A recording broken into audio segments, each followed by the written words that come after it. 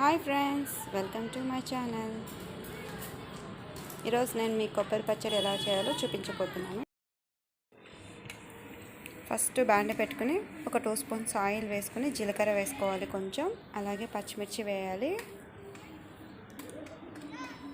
పచ్చిమిర్చి వేసాక బాగా ఒక 2 మినిట్స్ వేయించుకోవాలి. ఇప్పుడు పచ్చి కొబ్బరి తీసుకోవాలండి. దీనికి పచ్చి కొబ్బరి వేసుకోవాలి, అలాగే వెల్లుల్లి, ఉప్పు లైట్గా పడుతుంది చూసి వేసుకోవాలి. ఉప్పు టేస్ట్కి తగినంత. కొబ్బరి ఇలా తురుము పెట్టుకోవాలండి. పచ్చి కొబ్బరి మిక్సీకి వేసుకోవాలి.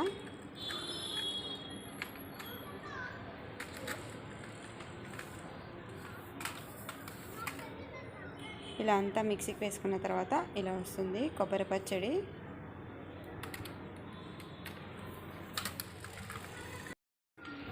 ఈ కొబ్బరి పచ్చడి చపాతీకి, రొట్టెకి, రైస్కి కాంబినేషన్ చాలా బాగుంటుంది.